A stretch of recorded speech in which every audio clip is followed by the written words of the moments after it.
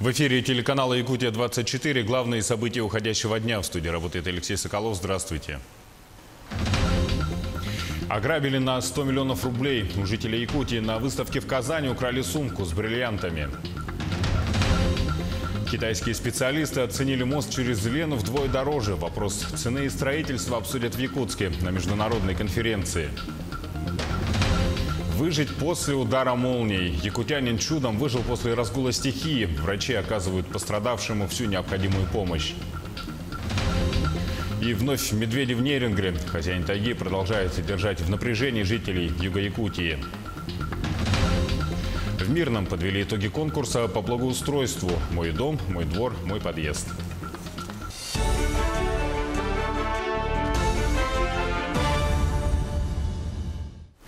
Сегодня вся мировая пресса продолжает обсуждать президентов России и США Владимира Путина и Дональда Трампа. Саммит лидеров двух государств состоялся накануне в Хельсинки.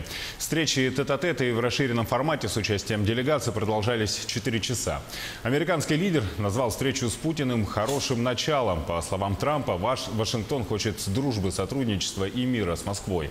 Он также выразил надежду на то, что встречи с российским президентом будут проходить чаще. В свою очередь, российский лидер заявил, что состоявшаяся встреча должна была носить разминочный характер. Особых ожиданий у него не было, но разговор оказался содержательным. Квалифицированный очень человек, он в материале, он слушает, воспринимает аргументы. По некоторым вопросам остается при своем мнении, в том числе, скажем, я уже упоминал по СВПД, по иранской ядерной программе. Но он интересный собеседник, и я могу вам сказать, что вот все считают его исключительно бизнесменом. Я думаю, что это не так. Потому что все-таки он уже, конечно, политик, и прежде всего потому, что он умеет слушать и слышать то, чего от него ждет избиратель, то, что ждет население. И у него это получается. Также Владимир Путин высказался относительно якобы имевшегося российского вмешательства в выборы президента США. Он еще раз подчеркнул, что Россия никакого отношения к вмешательству в выборы и внутренние дела Америки не имеет и не собирается иметь. Конечно, подробно говорили о том, что является серьезным раздражителем в наших отношениях по поводу мифического вмешательства России в выборы в Соединенных Штатах. Мой ответ вы слышали на пресс-конференции. Мы категорически отвергаем всякие попытки использовать российско-американские отношения в качестве разменной карты во внутриполитической американской борьбе. Никакого отношения к выборам США и вмешательства во внутренние дела Соединенных Штатов Россия как государство не имеет. Сегодня в Москве состоялось заседание правительственной подкомиссии по вопросам реализации инвестиционных проектов на Дальнем Востоке и в Байкальском регионе, в котором приняли участие глава Минвостокразвития Александр Козлов и руководители дальневосточных регионов, в том числе и Айсен Николаев. Юрий Трутнев отметил, что комиссия обсудила вопросы создания объектов инфраструктуры на золоторудном месторождении Дражное в Якутии и рассмотрела возможность поддержать компанию «Колмар», которая заявила к реализации инвестиционные проекты на сумму 120 миллиардов рублей. Просьба инвестора о поддержке инфраструктуры по золоторудному месторождению Дражное. Там они вместо дороги попросили построить линию электропередач, потому что проект уже введен в эксплуатацию, и они столкнулись с тем, что линия электропередач с износом 95% просто постоянно останавливает проект. Она рвется, и проект останавливает работу. По Колмару. Колмар увеличивает объем вложений. Они вышли изначально с предложением 29 миллиардов. Этот проект уже практически реализован. А сейчас они хотят увеличить объем добычи и переработки угля до 20 миллионов тонн. И объем инвестиций уже 120 миллиардов. В этом проекте тоже нужна поддержка. Они на нее заявились. Такое решение комиссии принято. За принятие поправок к законопроекту об освобождении от налога на добавленную стоимость авиабилетов в регионы Дальнего Востока проголосовал Комитет Госдумы по бюджету и налогам. С инициативой отменить НДС для дальневосточных рейсов выступила Минвостокразвитие. На пассажирские авиаперелеты на Дальний Восток предлагается установить льготную ставку НДС в 0%. Все остальные внутренние перелеты будут облагаться по льготной ставке в 10%. Действовать такая льгота для перелетов должна до 1 января 2025 года. Специалисты из Китая оценили стоимость моста через Лену в 104 миллиарда рублей. Это вдвое больше республиканских расчетов 2008 года. Как заявила исполняющая обязанности министра экономики региона Майя Данилова, вопрос окончательной суммы еще открыт. Она добавила, что тему строительства моста планируют обсудить 20-21 июля в Якутске на международной конференции «Переход через Лену. Пути решения». В конференции примут участие представители Японии и Китая. Напомню, что мост через реку Лена должен соединить 3 федеральных маршрута – железная дорога, речной и авиационный транспорт, а также региональные автодороги. Предполагают, что благодаря реализации проекта ежегодные объемы грузоперевозок в регионе вырастут в 3 раза и составят 6 миллионов тонн. 13 новых участков с перспективой выявления крупных месторождений алмазов найдены в Западной Якутии, включая арктические территории региона. Положение этих участков отмечено на карте-схеме, созданной специалистами Института геологии и минералогии имени Соболева Сибирского отделения Российской академии наук. Приблизительное количество алмазов, которое может на найденных участках, составляет около 300 миллионов карат. Как сообщил агентству ТАСС научный руководитель института академик Николай Похиленко. Работы по нахождению новых месторождений, которые включали анализ баз данных и изучение геологических характеристик территории Якутии, были проведены по заданию Росгеологии. В холдинге уже положительно оценили работу ученых. Напомню, добычей алмазов в России занимается компания «Алроса», которая добывает их в Якутии и Архангельской области. Доля России в мировой добыче алмазов составляет примерно 27%.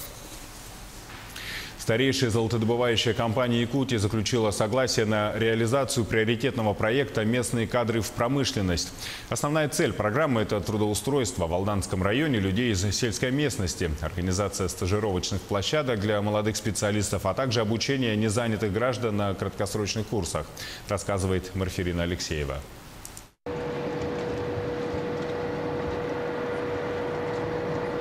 Старательская артель «Селигдар» появилась 40 лет назад. Название в честь реки в Алданском районе. В последующие годы здесь наращивают объемы производства, открывают новые месторождения золота. В 2006-м проект освоения Нижнеякокитского рудного поля стал толчком для создания горнодобывающего предприятия «Золото Селигдара». Приоритет в трудоустройстве у местных жителей.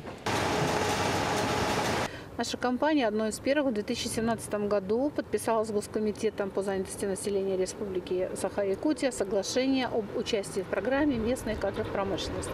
Программа начала действовать в 2017 году и будет действовать до 2020 года. Во всяком случае, так подписано соглашение. Что это означает? Это говорит о том, что мы взяли на себя обязательства по трудоустройству местных кадров.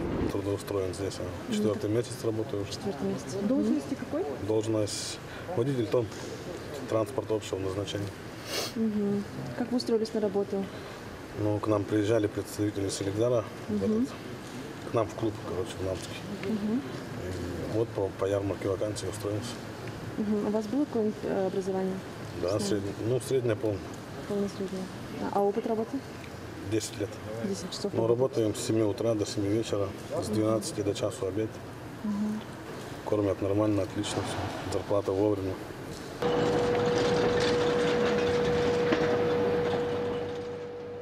Золотые самородки не разбросаны под ногами. Первый этап поиска драгоценного металла – сбор породы в карьере. Мы сейчас находимся на месторождении Трассовое, которое входит в лицензию рудного поля Нижний Якокитский.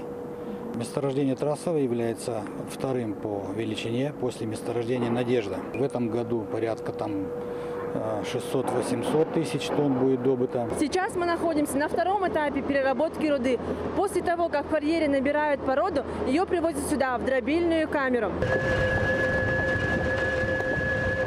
В день на предприятии добывают по 40 килограммов золота. Хотя руководство признает, главное богатство – это сотрудники. 400 человек – якутяне. Для каждого комфортные условия труда. Общежитие, питание, мобильная связь, интернет. Все как дома. В Усть-Майский Улус, пострадавший этой весной от паводка, прибыл груз с продуктами питания и спецоборудованием. Резерв пополнил силами МЧС России. Тему продолжит Юрий Таюрский. На днях воздушными судами полярных авиалиний получены товарно-материальные ценности из Федерального резерва для пополнения районного резерва материальных ресурсов по линии КЧС. Этот груз необходим для ликвидации последствий чрезвычайных ситуаций и оказания помощи пострадавшим от стихии. Бензогенераторы, мотопомпы, тепловентиляторы и кровати. К ним еще одеяло. Также поступили 2 зимние палатки 10-местные в варианте зимнего, которые можно будет использовать в зимнее время при отрицательных температурах. Сегодня исполняющим обязанности главы муниципального района Усть-Майский Улус район Василием Илларионовым было подписано постановление о создании комиссии по распределению данной гуманитарной помощи по муниципальным образованиям. В течение 2 дней данная комиссия отработает все вопросы, касающиеся данной гуманитарной помощи, и главы муниципальных образований уже будут забирать гуманитарную помощь в свои муниципальные образования. После ликвидации последствий и аварийно-восстановительных работ муниципальные образования должны будут возвратить имущество в районный центр для дальнейшего хранения. Сейчас местонахождение данной гуманитарной помощи определено культурно-спортивный центр поселка Усть-Мая. Пока вся гуманитарная помощь находится там. Данный гуманитарный резерв позволит районной КЧС распоряжаться этим имуществом по своему усмотрению и направлять его для оказания помощи пострадавшим от стихийных бедствий и других чрезвычайных ситуаций. Юрий Таюрский, поселок Усть-Мая. Но сейчас небольшой блок рекламы, и смотрите далее на телеканале Якутия-24. Ограбили на 100 миллионов рублей у жителей Якутии. На выставке в Казани украли сумку с бриллиантами. Выжить после удара молнии. Якутянин чудом выжил после разгула стихии. Врачи оказывают пострадавшему всю необходимую помощь. В Мирном подвели итоги конкурса по благоустройству «Мой дом, мой двор, мой подъезд». В эфире телеканала Якутия-24. Мы продолжаем наш выпуск. В Казани у представителей якутской компании украли чемодан с бриллиантами общей стоимостью более 100 миллионов рублей. Как сообщил сотрудник компании Василий Савин, похищение произошло после ювелирной ярмарки. Якутянин передал ценный товар фирме, занимающейся инкассацией «Бринкс», после чего бриллианты и были похищены. По его заявлению возбуждено дело, определен круг подозреваемых.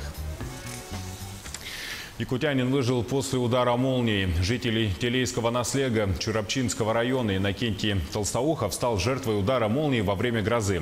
В минуты инцидента он разговаривал по сотовому телефону у окна своего дома.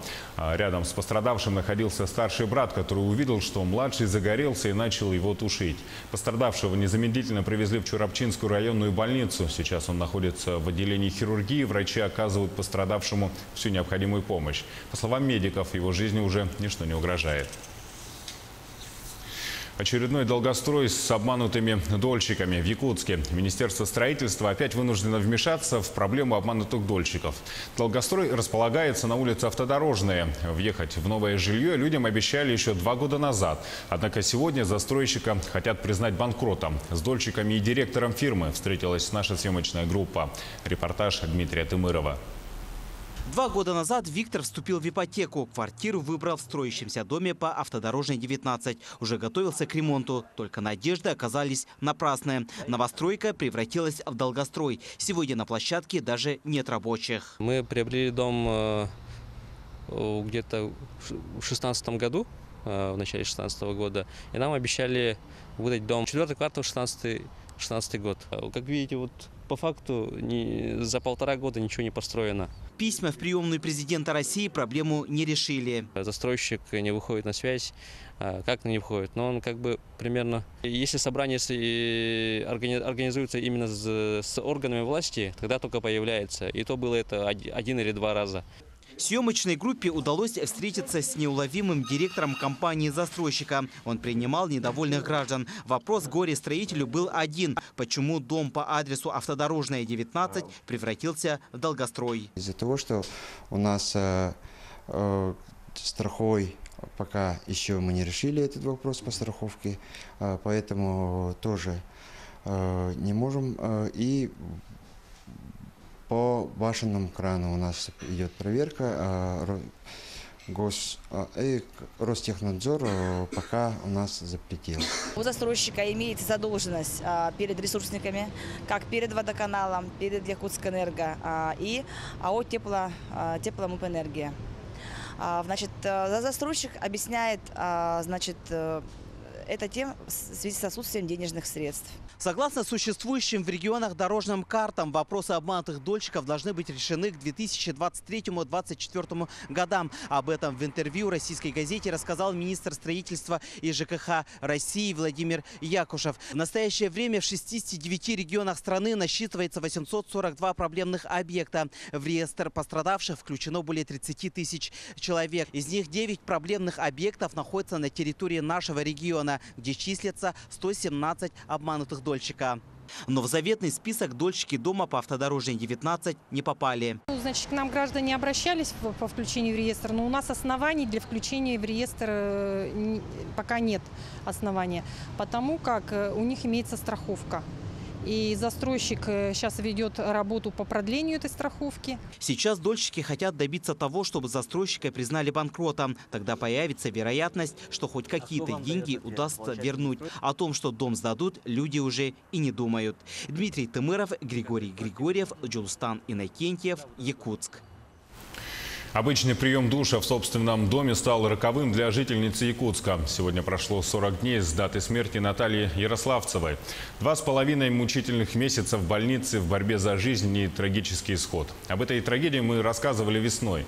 Жительница Якутска ошпарилась в ванной. Кто виноват и почему собственная ванна оказалась смертельно опасным местом? Ответ на этот вопрос волнует сейчас близких. В ситуации разбиралась Марина Захарова. Первый вопрос заключается в том, что почему что-то делать начинают только тогда, когда появляются жертвы. И второй вопрос. Почему этой жертвой должна была стать моя мать? Боль, обида, непонимание и 3 самых мучительных месяца поиска ответов на вопросы. Мама была рядом, играла с внуками, ходила на работу. А сейчас смотрит на дочку с фотографией с черной лентой в углу. Все изменилось вмиг. 22 марта – обычный день. Ивана пошла на работу. Ее квартира в этом же доме на Октябрьской, несколькими этажами выше родительской. Много работы, поговорить с мамой не успела. Вечером на сотовой девушке позвонила соседка, попросила купить мазь от ожогов для мамы. Более или менее спокойно это все. Разговор происходил, ничего не предвещало такого, что там прям, как обожглась, это у нас обычно там кружку горячую, там что-то, да, там, или там за чайник человек схватится. Так, чтобы человек сварился в собственной квартире, это же невозможно себе такое представить. Ивана примчалась к матери. Женщина лежала на диване, попросила попить. А когда потянулась к стакану, перед шокированной дочерью предстала ужасная картина. Это мясо было. Это было голое мясо, да, кожа слезла. Скорая реанимация и 2,5 месяца между жизнью и смертью. Причиной всему стал один перепад температуры воды в кране. В тот день Наталья принимала душ. Резко полилась горячая вода. От неожиданности женщина дернулась и подскользнулась. Падая, задела смеситель. Труба сломалась, и уже на потерявшую сознание Наталью полился кипяток. Неизвестно, сколько она лежала под струей горячей воды, но этого хватило для того, чтобы получить ожоги, от которых она так и не смогла оправиться. Это не была бабушка с тросточкой, за которой надо было там присматривать, которая не могла сама там буквально какие-то моменты гигиены для себя исполнить. Это был вполне обычный здоровый человек. Деятельный. Она занималась тем, что помогала знакомым друзьям делать ремонты в квартире. То есть, это понятно, это физически крепкий человек был. Но как же физически крепкий человек оказался в такой беспомощной ситуации? Перепады температуры, как говорят жители, не исключение, а скорее правило для их дома. Во время отопительного сезона начинается проблема с горячей водой. То есть она идет, открываешь горячий кран, она идет сначала горячий, буквально кипяток, потом в течение буквально 5 минут она идет все холоднее, холоднее, холоднее до холодной. Потом таким же макаром начинает, температура повышаться. Звонили, писали в управляющую компанию. Там наличие резких перепадов температуры воды отрицают. Ну, перепады, по сути, они быть не могут, потому что температура идет по нарастающей. Она не может сразу с нуля перескочить до 60 градусов. Иванна сейчас пытается добиться правды, кто виноват в смерти близкого человека. Бесконечные хождения по разным инстанциям. За помощью она обратилась к уполномоченному по правам человека. Важно на сегодня, насколько компетентные органы собирают правильно доказательства и их фиксируют. И, конечно, я думаю, что мы будем очень внимательны, с учетом и мнения общественности, безусловно, отслеживать принятие окончательного решения. Подтвердить причинно-следственную связь без доказательной базы сложно. После трагедии замеры температуры воды представители надзорных органов сделали только в бойлерной. Там все в пределах нормы. На выходе не зафиксировали. Из сломанного крана пробы не берут, а когда его починили, коммунальщики успели наладить обратный поток воды. Температура пришла в норму, но это уже не вернет к жизни Наталью и не утешит дочь, потерявшую мать. Марина Захарова, Саргылана Захарова, Григорий Хлопков, Владимир Павлов, Якутск. Состояние женщины, которая отравилась рыбой в Алекминском районе, врачи оценивают как средней тяжести. Ее перевели в палату интенсивной терапии. Напомним, что на прошлой неделе в Алекминскую центральную больницу поступило 2 человека из села Бяскёль. Предварительный диагноз – отравление рыбой семейства осетровых. Все меры, принятые для оказания помощи пострадавшим, не смогли помочь мужчине, который скончался. По словам специалистов, ботулизм у этого диагноза тяжелые симптомы. Даже при своевременной оказанной помощи пациента сложно вывести из кризиса. Лишь высокий профессионализм врача-реаниматолога и всего медицинского состава позволил спасти жизнь женщине. Оба поступили в Алекминскую ЦРБ в крайне тяжелом состоянии. Значит, токсин ботулизма, он поражает нервную систему. В данном случае самое опасное – это межреберные мышцы, из-за которых человек не может дышать.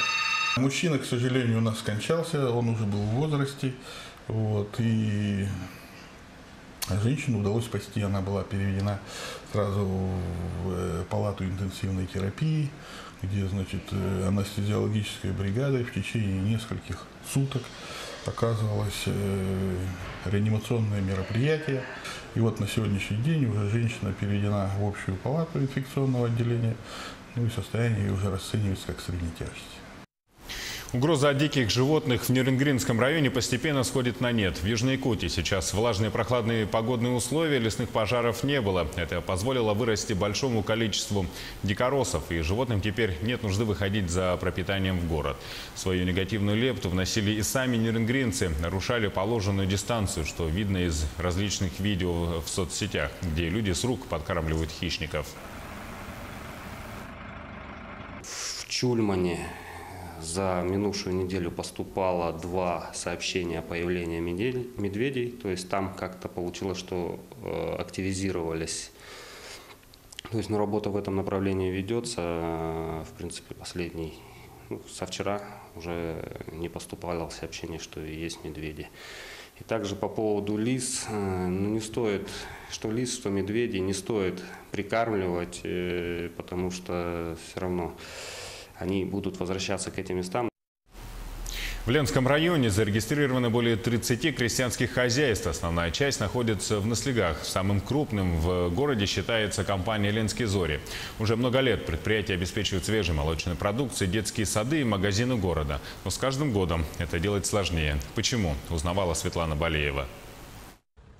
Сегодня в крестьянском хозяйстве «Ленские зори» 10 голов крупнорогатого скота, 30 свиней, а также куры, гуси, индюшки и кролики. На всех животных в год уходит чуть больше 30 тонн комбикорма. Это порядка 700 тысяч рублей. Директор предприятия Ирина Владовна признается, что это очень накладно. Сам комбикорм недорогой, а вот транспортировка его в 2 раза превышает стоимость.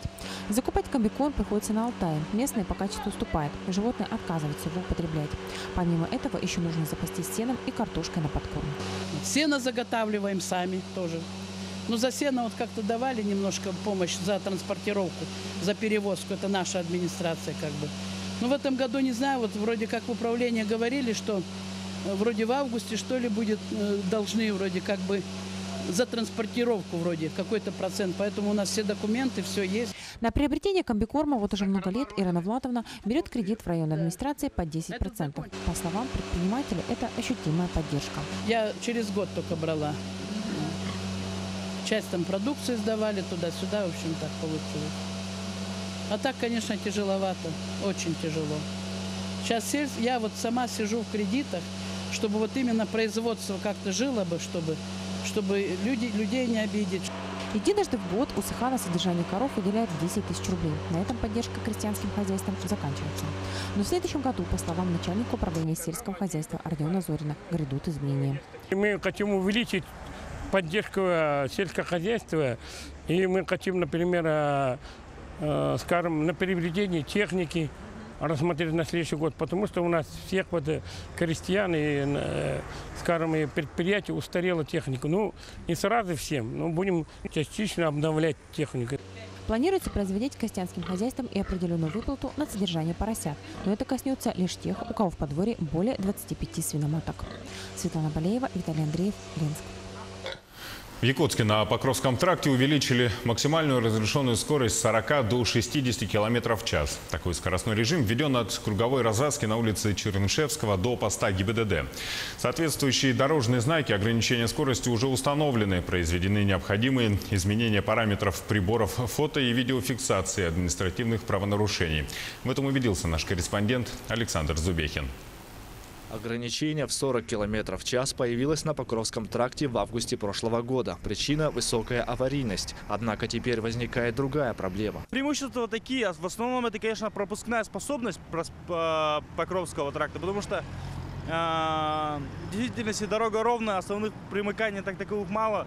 И когда 40, и когда это все ограничено не только дорожными знаками, но и камерами видеофиксации, то движение иногда затруднялось на этом участке, особенно в утреннее время. Низкая скорость доставляла неудобства дачникам и жителям пригородных поселков. По утрам многокилометровые пробки. Из двух зол городские чиновники выбрали меньшие. Якутяне довольны.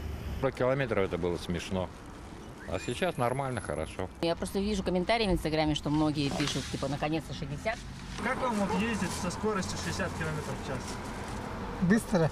Сейчас чиновники анализируют интенсивность движения транспорта по улице Чернышевского. К сентябрю станет известно, сохранится новый скоростной режим или нет. Однако горожане уверены, окончательно победить утренние пробки не удастся. Нужны более радикальные меры. Но если в сторону города двигаться, конечно, бы лучше бы в 2 полосы сделать. Потому что утром получается очень большие пробки у нас. Это по времени на работу занимает очень много. 20 минут, 25. Скорость не помогает? Ну, чуть-чуть. Пропускная система, все равно на кругу стоим. Надо расширять полосы. Расширять полосы, да. Александр Зубехин, Делус Иннокентьев, Якутск. В Мирном подвели итоги конкурса по благоустройству «Мой дом, мой двор, мой подъезд». Ежегодный конкурс, проводимый мэрией, приурочен не только к празднованию Дня города Мирного и алмазодобывающей промышленности, но и году гражданских инициатив. На участие в конкурсе было подано 14 заявок, в числе которых значились учреждения и предприятия города, индивидуальные предприниматели, многоквартирные жилые и индивидуальные дома. Победители получили 50 тысяч рублей за первое место, 30 тысяч рублей за второе и 15 тысяч рублей за третье место. В столице Южной Якутии состоялся городской турнир по спортивному пейнтболу среди любительских команд. Проводился турнир в формате 5 на 5. Подробности в сюжете нашего нерюнгринского корреспондента Екатерины Павловой. Пейнтбольный клуб «Гладиатор» при поддержке районной администрации собрал нерюнгринцев на захватывающий военизированный турнир, где участники продемонстрировали свои навыки в стрельбе и передвижении на местности. Несмотря на погоду, сегодня собралось 5 команд. В принципе, все здорово, нравится. Все. Уровень организации просто превосходный. Организаторы молодцы, постарались. Нешуточная борьба на оснащенной площадке автостоянки ПМЖ разворачивалась в каждом из 3 раундов турнира. 5 команд с организации района хотели доказать, что лучшие именно они, и диспозиция на турнирной доске менялась. Много людей запечатлены, все задействованы, все организации проходят. Очень нравится, еще мы не раз играем, уже много раз приходим, участвуем, выигрываем. Нравится всем. По итогам соревнований после многочасовой битвы победу одержала команда аэронавигации. Второе место команда БелАЗ-24 и третье сборная Транснефти. Победители получили дипломы, кубки, памятные призы. Недочеты в любом случае бывают, но с каждым годом мы лучше проводим соревнования. То есть клуб работает над этим всегда. Подобные соревнования носят не только развлекательный характер, но и популяризируют пейнтбол как вид спорта и привлекают население к систематическим занятиям физкультурой и спортом. Екатерина Павлова, Лилия Игудина, Нерингри. Далее эфир телеканала «Якутия-24» продолжит интервью с исполняющим обязанности главы Республики Саха-Якутия Айсеном Николаевым по итогам командировки в Москву.